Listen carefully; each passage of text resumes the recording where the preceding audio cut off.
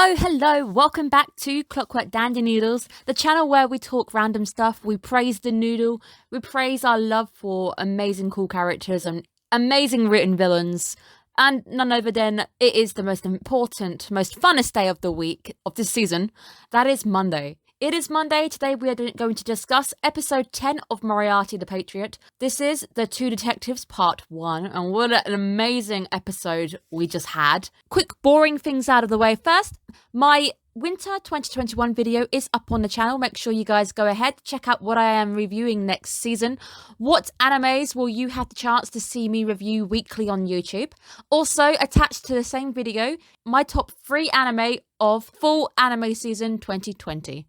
What are my top 3 and what anime is wearing the crown? Who got crowned the king? So go check out my video. Let's get on with it because we've got a lot to break down. The first half, I actually don't have that amount of notes for. I've got some history for you guys. I've got some food history because we saw some food this episode. And then it all kind of fell apart. As soon as we entered the last few sequences, I got so many notes. I was like, oh.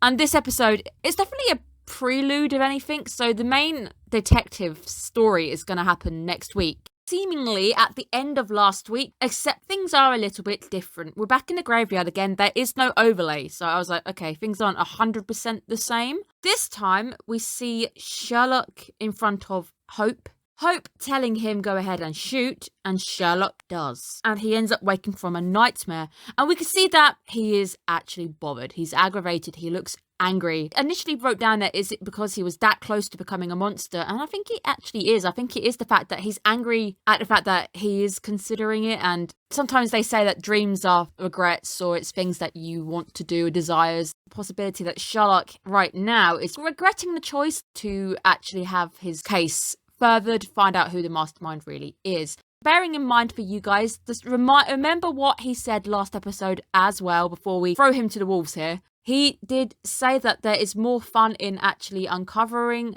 a mystery instead of having the answers given to you. I still believe that is the real Sherlock. I believe he meant what he said, trying to keep a few things open. There are a few little bits this episode that irk me. I'm not angry, I'm not bothered too much, I'm just irked. They're just little bits that I'm going to pick up on through the episode that I want to mention a few things. There's a lot of good things I want to say this episode. There's a few teeny little nitpicks, and that is about it. So overall, absolutely love this episode. This episode really is setting up quite an interesting, hopefully, finale for this first half of the season 1. Also, one last picture of Hope before we lose that beard completely. Like I said last week, I really like the character design for Hope. That facial hair is gorgeous. Or maybe I am just a lover of facial hair. Who knows? We cut back to Watson doing some narrating, which is a nice nod to the books. In a few of the books, they are told from Watson's perspective. And it's a nice little nod where we see him narrating his book as he's writing about the last case with Drebber. He starts to tell us that Sherlock, who is now gaining his fame, he's gaining renown for working out the Drebber case. I've got to say this artwork, the artwork of the paperwork in the paper is beautiful. These hand-drawn images of Sherlock look beautiful. I really like the artwork in this, and I suspect a bit more of a nod towards the manga itself at how pretty the artworks are, because we can't deny it. The art for Moriarty the Patriot, even in the light novels, and I have had a little flick through at some of the pictures, mainly for the stuff that's gone by, it looks gorgeous. It just looks gorgeous, and you can tell that a lot of love has gone into the character design when it comes to this anime. We know that Sherlock is now being approached by visitor upon visitor, many mysteries which he is solving one after another because they're not a challenge. This anime is covering this aspect of Sherlock really well. The brooding, the glumness, how bored he is. There's no decent mysteries anymore because nothing is ever going to be like the mystery that William Moriarty set up for him. And I've got a nice little quote that kind of came to my brain whilst watching this. Moriarty is the Joker to Sherlock's Batman. So Joker is Batman's counterpart, the one who spurs him on to be Batman. He makes his life wholesome. It gives him a purpose. They need each other. Sherlock is loving, and now he's actually obsessed and obsessing over this mastermind. There's a few moments I want to mention a little bit later on where I can actually say that the two do actually admire, respect one another, and there's a few nice little moments coming up. But at the same time, that Moriarty wants to use Sherlock as his beacon of hope, his light in the dark, as he said, which is really, really nice. And there's a really, really nice moment, which I want to talk about a lot later on, because that that fact literally gets visualized on screen, and it's a really nice moment. Sherlock is bored. He's actually depressed. He wants a bigger mystery. Nothing is the same. It's nicely handled in the movie as well, where Watson comes in trying to motivate the depressed Sherlock, and he says, hey, look, there's a case here, and she doesn't know where the ring's gone. Sherlock just goes, oh yeah, it's the house guy stole it and he's run off with the pantry maid or something. It's just how bored he is, and it's really nicely shown in that movie.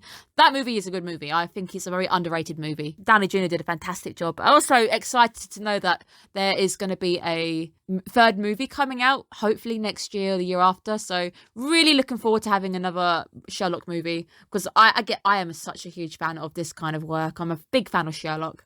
We're seeing that depression. There's nothing as good as what he's already been through. So nothing is living up to that hype.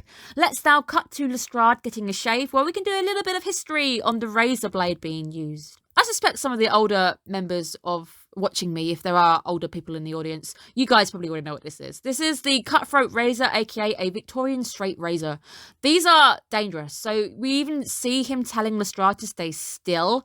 Yeah, because these things are so easy to cut yourself with. And again, if you are a musical fan, you might recognize if I told you that these are my friends, guys. Look how they shine. Yes, this is the exact razor blade, the exact knife, the tools of the trade for none other than Sweeney Todd himself. We get a nice little moment to talk about the cutthroat razors. We then cut to another bit of history where we see Holmes lighting one of his cigarettes, where we actually see this match.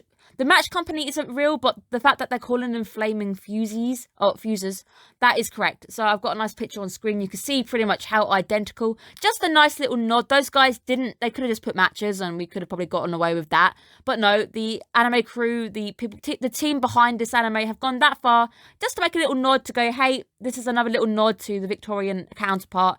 Absolutely love it. And this is where we start to sink into Sherlock's depression, his brain, his psyche. We get to see the more unstable side. I think this week as well, we see a few more of those more unpleasant traits coming through with Sherlock. And I think that's something that a few people do forget is Sherlock Holmes might be the hero in all these stories, but he is a character with a lot of flaws. And we've already had the fact that we know he substance abuses at times, but we do see him now going into a bit of a depression, where he starts to reflect upon the Drebber and Noatic case and the fact that he is fixated. He's literally fixated on who is this mastermind, obsessed with William Moriarty without knowing it. It happened. I think I mentioned it earlier that I really wanted to see him play the violin. And I think somebody even said, you're going to be very, very happy a bit later on. And yes, this is it. They actually did it. And I can tell you, as I have a violin, I studied it for a little bit, and I was always pining for the cello. I think that's my problem. But I can tell you a few little bits on the violin section here. We come into some very nice vibrato, but sadly, he's not actually in time. So we hear the music play and he's vibratoing at the wrong point. I think he's a beat out of time. But we do get to see a really nice pinky position on his hand with the pinky outstretched. Very, very nice. We also can see one fine tuner. So we know he's a pro. It's a nice little touch, the fact that he's only got one fine tuner in there. But it is really, really nice. The details on the violin are really, really nice. Absolutely love it. We get this gorgeous smoky atmosphere to really get a feel of how unhealthy this toxic atmosphere that Holmes is in. Also, remembering Holmes barely leaves the house at times. We can see he's sinking into a bit of a depression, a slump.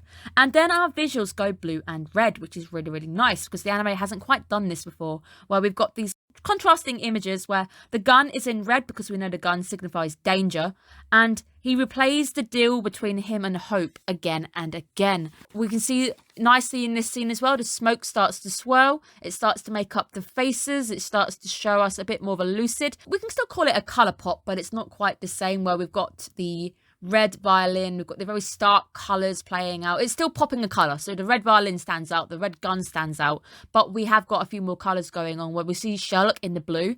Blue can be a representative of a very cold and isolated person, someone who is calm, calculating, who doesn't quite feel. But it is a colour we do see often with Sherlock, so those colours have been right in our face at all times that we are seeing these colours. It shouldn't come as a bit of a shock. We're starting to scratch the surface of the kind of character that he is. He starts to replay the deal over and over again. He keeps going. Who is this benefactor? Who is this criminal genius? Why has he chosen me? And that is when Sherlock snaps a string to bring him back right into reality. But then I'm going to have to say this right now. I know I said last week he was really playing to try and knock Lewis out of my ballpark for, like, my boy. It's not happening for one little point. He chucks the violin down like an absolute heathen. Violins are a beautiful, beautiful instrument that needs to be treated with respect. Don't just go chucking them on I know he technically chucks it on a cushion. Don't do it. Don't become a monster. Do not become a violin monster and show violins respect. Sherlock, you have knocked yourself down a few pegs. Lewis remains, and there's a nice bit of Lewis later on. Sorry, Lewis is still my boy. But this is a really nice look at the psyche. We're getting a break looking at inside his mind. What is going on? We can see that he's angry. It's like wondering what had happened if he had shot. This is starting to play on his mind again and again. It's starting to show you that this hero is a hero with faults. We get a really nice screenshot of him holding the gun. I'm not going to lie, he really does look a little bit like William at this point when he's holding the gun forward. I know in the credits, William points it to himself. He points the gun on his head. I now have a bit more of a insight on what that possibly represents. It was a nice little thing which came up as we were going through this sequence. Sherlock ends up shooting the wall, and this is exactly like the movie, it's like the books, we've seen this before, which ends up scaring Watson and Hudson. We do get a nice moment with Hudson wearing a pan on her head, wondering what the hell was going on, where we find that Sherlock curled up in his chair, where Lestrade arrives with some shaving cream still on his face, so he's not completely done. He asks about the gunshots, and Sherlock just goes, yeah, I wanted to get you up here, because he knows about Lestrade's barber trips, and it's just the responses, can you get me to come up here like a normal person? Sherlock isn't normal. You know this. He's never going to be normal, and you should expect this kind of crazy. Where he then asks Lestrade, have there been any cases recently where nobles have died? We see how desperate Sherlock is. He is grasping at straws. He is looking for just something. His line has gone cold. His leads have gone cold. He has nothing. He has no link to William anymore. It's gone. Where we find out recently Viscount of Redshire has died in York, where he collapsed after going out for a walk, leaving a note. But they put it down to his chronic illness and there was no murder involved. No foul play. But Sherlock is desperate, so he ends up saying we're going to York to go and see if this was a murder. Now we get a little bit of a moment where we see some steam trains. So Professor Newman did briefly bother the guy and sent a picture his way and just kind of went, look at this. And sadly, we're not giving the anime a pass at all at this point because a lot of this is impossible. It is the same locomotive as we have been mentioning a few times, so it is just the same train over and over again. The carriage interior is god-awful, so let's not go into that one. And also the fact that the train that we're seeing shown would not be at York Station whatsoever. The track is wrong. Let's just say he wasn't best impressed. But again, we can thank him for his time. But we get to see the cathedral in the background. York Cathedral is gorgeous. Definitely worth going to see it, guys. Also, if you are in the area, go to the Shambles. It's a really nice oldie-worldy back street which has the cobblestones, and it really does feel like you're stepping back in time. We get to see the walls, the town walls in shot. If you are in York, you can definitely take a stroll upon the walls all around the city, having a nice look at what's within the walls themselves. When it comes to investigating the crime scene, we can see Lestrade talking to the local police. Watson just looks like a third wheel at this point. He really does look kind of just like, why am I here? If you wanted to know if Redshire was a place, it's not. It is fake. The house is nice. I really do like the house of the garden and the river. I've been to quite a few nice stately homes which have got this kind of setup going on. It is really nice. I do like it. There's quite a few nice ones near me, like Rest Park. Sherlock ends up at the place of death at the base of an old oak tree. He is so desperate we can see him literally pouring over the floor, but he's getting more and more aggravated to note that he's getting ruder and ruder. It ends up with us going back to London. The platform design again is actually really nice. It does look like this. I've got a picture of the real thing for you guys. Also managed to locate a Victorian image of the period, so you can hopefully see the differences for yourselves. And also to note that trains heading to London always depart from platform 1 or 2. So when the guys head over to platform 3, it's not beyond the realm of possibility, but mainly if you are in the UK and you're not quite sure about what platform you need to be on, if you are heading into London, it's generally always platform 1 or 2. Although the place I live, it's Victorian still, so it's still set up Victorian, but the platforms are backwards. It's actually platform 4 where I am. If Moriarty and Sherlock wanted to visit me, all they would simply have to do is ride the same line they're on, a little bit out of London. They would be able to stop about half an hour from my house, from the train tracks, if they were walking it. I am on the exact train line that leads straight to York. So that is a little fun fact for you guys about me. We do start to see Sherlock starting to really unravel, and we get to see those more negative aspects of Sherlock this episode. He is so pissed off that the Viscount died of natural illnesses, and he says it's a waste of his effort. And we even get the whole screw death by illness, go and get yourself killed properly. Wow, he is acting like a child, as Watson does say. Negative state that we see him falling into. It's definitely not a positive. We can't praise him for this. We then see the mother hen coming out of John Watson, and John tells Sherlock that he smokes too much and he should quit. But it's the first couple fight, and we get to see Mum and Dad fighting, and it's not a nice fight. I remember talking to you guys last week, and I know that apparently we have jumped chapters. I wish we had a little bit more before we go into the fights between the two. This coming out of nowhere and seemingly straight after having quite a nice episode does kind of make you question why John puts up with as much as he does before he snaps. I do almost wish that they had included whatever chapters you guys are saying that got missed, because this feels a little bit too sudden, and the fact that we're jumping into what happens a bit later on, it just feels a little bit quick. Again, I don't know what information's been missed. I feel like we needed maybe at least just one episode before we went into something like this. Like I said in one of my comments, I think the people who behind Moriarty the Patriot weren't actually expecting it to be as big a hit as it has been. They obviously went, we've got to keep it moving, we've got to keep it actiony, we've got to keep it fast-paced, we've got to keep the viewers entertained, and if we keep it action-based, we've got more chance of pulling in a few more fans who want to just watch something quite quick and pretty and on the screen looking good. They underestimated how amazing this anime would come out and how well it would be welcomed by the community. I knew about Moriarty coming out maybe a couple of months ago. I saw a visual for it and I was like, okay, fine, I'm putting it on my watch list because I'm very interested. But I didn't do any research. I heard nobody talking about it up until the first episode, the one they aired a week early.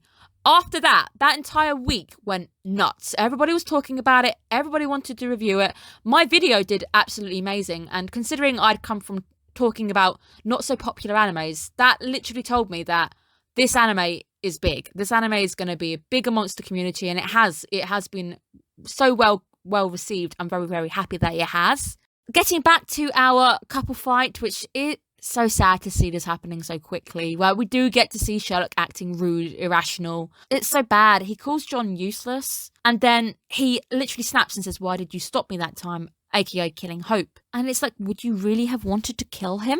And rightly so. We do actually get to see the upstanding side of Watson, because Watson is a man who really he fights for what he believes in. He holds his morals quite high.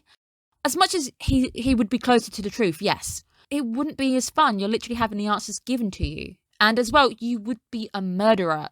So it's going too far. Sherlock is the one going way too far at this point. Watson, fair enough, yes. I am all on board with Watson being here. When he says, I won't associate with a murderer, you can do it all alone. I'm not going to be part of it. And he just walks off and chucks the ticket back at him. Okay, fair enough, yes.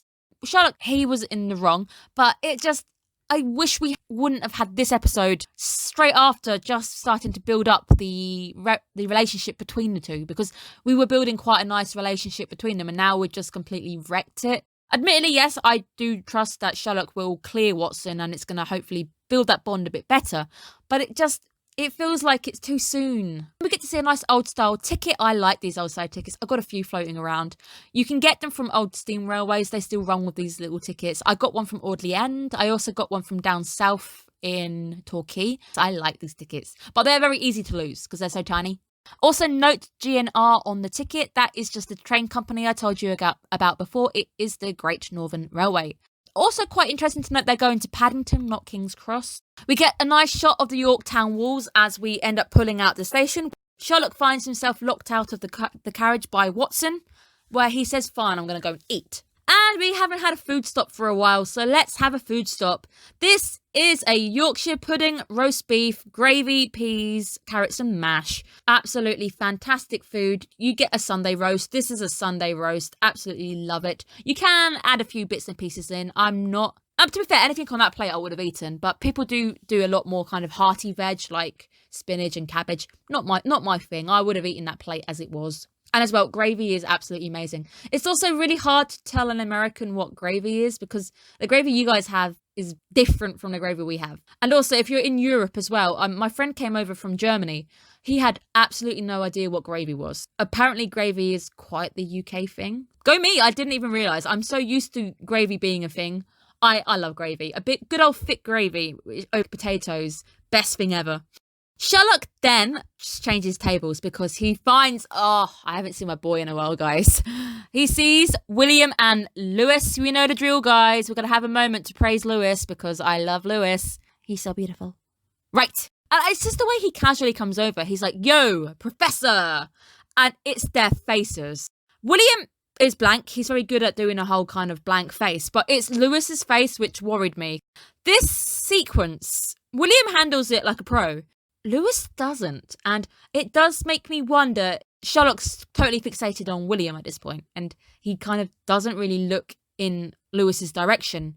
But if you look at Lewis throughout this entire scene, there's a lot going on with that face. Lewis, your face is giving it away. Lewis is angry, and immediately you can see he is angry. But as well, with the reaction that Lewis gives and his face and him being shocked, we know that he was not expecting to see Sherlock, so neither of them had planned this. William just recalls him as the man that he sailed the Nomadic with. And that is where we see Sherlock going, I wanted Lestrade to take all the credit, but somebody leaked information. I think this might have been Albert. Sherlock might not have wanted any of the credit, but a certain somebody wants you now centre stage. William trying to look to the positive, saying, well, you've got more cases. And that is when we get quite an interesting statement from him. So Sherlock says he's getting too many halfpenny cases.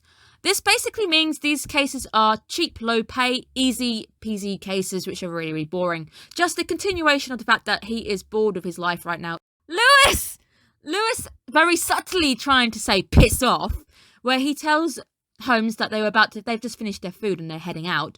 But that's when Sherlock goes, well, no, you haven't had your dessert yet. And it's just that moment where Lewis looks angry. And it's just Lewis's face is just brilliant in this scene. And that is when Sherlock tells him that I was here up in York to investigate a case. And he says, I thought it might have been another case in the series of cases involving noblemen. I stand by what I said at the end of the Noatic arc. Sherlock knows it's William. I am 100% he knows. He is pushing for a reaction. What he is doing right now, even though he has absolutely no evidence, but he's going on a gut feeling because he has no proof right now. Think about it. Why would you tell a man that you've literally spent, maybe 15 minutes on a boat with? Why would you tell him all of this information? Unless you had a goal in mind, unless you had a reason to tell somebody this information. Because he's trying to get a raise. This entire sequence of him going through all those details and telling him about the links between the two cases and the noblemen's and the misdeeds and the fact there's a mastermind behind the entire crimes. It's because he's trying to get a raise. He's trying to get something. He's trying to catch a lead. Because he knows exactly who he thinks it is. He knows it's William. Where we see William very cleverly trying to disprove what he's got. He says, firstly, the first point about nobles isn't really distinctive. That doesn't really give you anything to go on. The fact that you've only got 2 points to go off of, that's quite problematic. And isn't the fact that there's a mastermind your own presumption? You are simply presuming there is a mastermind behind the case. What he's trying to do very cleverly is trying to put Sherlock off the scent because he is very close to the truth. We know Sherlock is bang on. Sherlock knows exactly what he's talking about. William is trying to raise doubt. He's trying to get that tiny weeny bit of doubt within his mind to start growing. He's trying to disprove the current connections and the path that he's on. But I have also put him simply stating these points, also trying to push for the fact that, oh no, it's not, is a very suspicious reaction. If somebody came to you suddenly and they had all this proof and you suddenly started panicking and you suddenly went, well, you haven't done this or you haven't considered this, all you're really going to do is, apart from trying to throw somebody off the scent if you're lucky, you're going to come across as oddly suspicious. Sherlock reconfirms the fact that there was a mastermind because, yes, of Hope. And he tells him about the situation with Hope. And he also tells him about the dilemma he was presented. And that is when things get very spicy. Very, very spicy. Sherlock lies. And I knew it was a lie immediately. And I don't know why. I just knew. And I've even written it in my notes. Sherlock is lying at this point. Where he said, I went to see Hope. And he told me the name of the mastermind. This is the sequence, guys. Look at Lewis. Look at this guy sweating nervously. The fact that Lewis is the one reacting. In this entire sequence, we don't get a single reaction apart from one right at the end from William does not react until the very end. Lewis is the one where it comes very, very close that Lewis could have blown everything. This all starts to make me wonder if things are eventually going to fall apart because of these different aspects, because of the different people. If William was acting alone, I believe he probably would have a 100% chance of getting away with it. But he's not. There are two other Moriartys in the situation. We see Lewis at this point reacting. If Sherlock hadn't been so fixated on William, I believe he might have caught some very interesting reactions from Lewis in the corner. You could see him reacting very, very nervously. We get a yellow overlay, but I'm not too worried because I told you before, yellow represents calm. The absolute face of calm is William right now. Sherlock says straight to William's face, "You were the benefactor." At this point, I was like, wait, is this it? Is this case closed? He's done it? Note the Lewis reactions in this entire sequence. Lewis is the one reacting, sweating nervously, but William does not even break a sweat. He, like the yellow filter, remains calm. It is Lewis who starts to panic and he starts to go, wait, this has to be a bluff because we've monitored Hope's confinement and we know he's had no visitors because Sherlock is lying. He is that desperate, he is grasping at straws. As much as Sherlock might be lying, he is in fact correct, but it is a gut feeling. We start to see Lewis panicking more and more, where he says we need to eliminate Holmes now before he's out of our control. Where we see him full on grip the knife. He gets that knife, he grips it. But because Sherlock is so fixated on William, he doesn't see the bit of evidence he really needed, which would have confirmed it, is the way Lewis is reacting. Lewis was that close to even breaking everything because he could have simply turned around, tried to stab at Sherlock, and that's it. It's game over. How are you going to cover that up? And especially if you miss Sherlock, how are you going to cover up the fact that Lewis has snapped and tried to stab you with a knife? William breaks the silence. He's the full-on yellow filter right now. He is just calm, where he says, that's very interesting, but you don't have any proof. And I thought it was your job to prove it. You need to prove I did it. And it is that yellow calm filter. William handles this really calmly compared to the fact that his brother right now is freaking out. Sherlock then breaks the tension by laughing it off as a joke. And then he mentions that's the problem, isn't it? It would be probatio diabolica. Now, I have studied probatio diabolica, and it's a very hard thing to explain, but I'm going to do my best. If you are a law student as well, you too may have heard of this. It is often known as the devil's proof. It is essentially the requirement to achieve the impossible proof, aka the devil's proof. Evidence would prove something, however, the lack of evidence can't disprove something. The lack of proof right now, having no evidence, is making William guilty in Sherlock's brain. So to him, William is guilty. There is no doubt about it. He even states it. William in his head is guilty. However, he has got no evidence. That is the devil's proof. He can't find the devil's proof. At the moment, Sherlock has essentially got no proof whatsoever that it is William. He has simply got probatio diabolica, aka he's only got devil's proof. This confirms it. If anyone had any doubts, Sherlock knows it's William. However, he cannot prove it. Have you guys ever just had that gut feeling that you know something is correct, but you've got no evidence to prove it? This is when Sherlock gets a reaction. He tells William, how great would it be if you were the mastermind? This is when we get our reaction. The scene gets a beautiful bright white overlay, white often being the truth, clarity. William actually looks genuinely shocked and happy to hear this. And that face, that is a really nice William face. We've never seen a face like this before. Where he then speaks, this is a gorgeous English voiced line, a little bit pinchy in places. Kudos to the voice actor for trying. Catch me if you can, Mr. Holmes. And it's that face that Sherlock also gives as well. That face is beautiful. The face that we get when, the closest you're going to get to him admitting it in his face. And then he brushes it off. So he admits it and then he brushes it off and he goes, would that satisfy you to hear that? And then he passes it off as a joke. So he passes it off as a joke, but the admittance is there. He did admit to it. But obviously, we need to get that devil's proof. We don't have the proof to pin it down to him. the fact that Sherlock even calls Moriarty the best. It is this sequence that I believe the whole Joker Batman thing comes full circle, where we can see the fact that William is actually genuinely happy, shocked when Sherlock praises him. He calls him the best, and the fact that he wants him to be the mastermind behind this. He genuinely does actually appreciate and respect Sherlock, and I think he is happy to hear this. And then we get a very ironic line, which is a nice nod to everything. You and I are going to get on famously. Yes, indeed. I don't think there's many people in the world who haven't heard of Sherlock Holmes, Watson, and Moriarty. The fact that they are infamous. Everybody knows these guys. They are very famous in literature. Lestrade finally arrives where he is introduced to the Moriartys. It's very odd to hear this as well. It's quite painful to hear it, where it's the second son, William, and his adoptive brother, Lewis. Oh, Lewis, you're now the adoptive brother, even though you're technically William's full-on brother. That is sad. And that is when we also get another little panic moment from Lewis, where he wonders how much Sherlock actually knows about them. But the entire sequence is then cut short by a scream, where there has been a murder in a locked compartment. A locked compartment. We also see Sherlock calling William Liam, which is nice, is giving him a nickname. And he says, let's have a competition. Let's see who can find a culprit first. We're seeing another point where we can probably fault a character flaw for Sherlock. Lestrade points out that as well. It's a murder, not a game. Somebody has just lost their lives, but you're treating it like a game.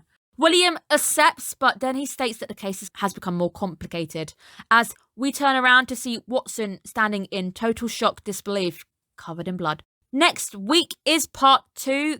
This episode was so good. This episode was absolutely amazing. There's so many really good bits. I do also stand by the fact that I think it feels a little bit rushed, a little bit jumped with suddenly having our Dream 2 fall apart that quickly.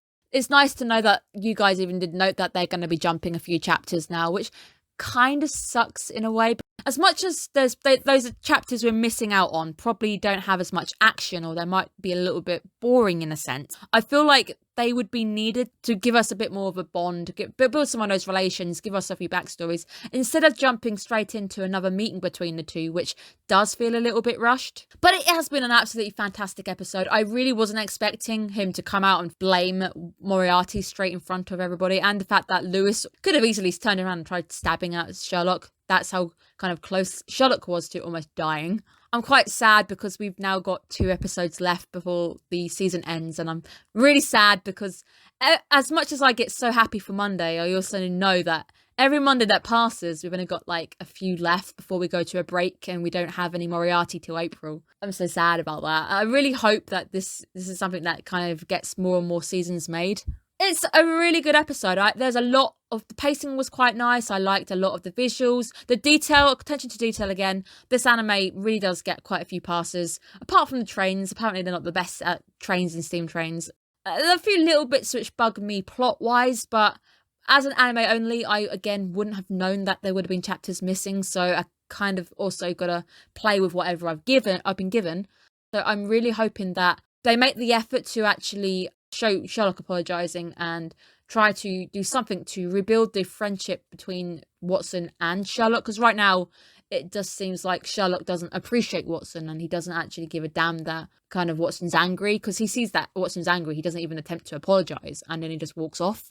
So it's going to be interesting to see that. Obviously, I am expecting Sherlock to do that in a way of actually clearing Watson's innocence. I've got a few theories I actually know how he's going to do it. I feel like I've read this kind of story before. Maybe it was even just Sherlock Holmes. There's a few things I want to bear in mind. I don't know what's going to happen. So my few early predictions is the fact, A, it's a locked room. B, remember the fact that Watson was angry and it looked like he had fallen asleep. So very easy to put some blood on somebody and set it up to frame him. We haven't also seen Albert. So is Albert flitting around doing something right now? Is it really just a murder that's happened on the train which has nothing to do with the Moriartys? I highly doubt that, because it's really ironic that they've chosen Watson of all people to target and frame and try and set up. I don't think so. And I think it's also going to come down to the fact that Moriarty is now aware that Watson is intrinsically connected to Sherlock. So I think it's going to come along down to something to those lines. I think it's going to be something like that. Again, I don't know what's going to happen. We're going to find out how wrong or how right I am next episode. But I feel good. I feel positive that I've got a good hook of what's going to go down next episode. But I cannot wait. I hope you guys are staying safe. Also, thank you again for tuning in to another one of my videos. I think half of me is going to be so sad that there's going to be nothing to refill that gap once it's gone. Give this video a nice like if you guys learnt anything. I can't wait to see you guys again for Monday next week. It's going to be a good one, I feel. I feel it in my bones. It's going to be good. Have a good one, guys. Bye-bye.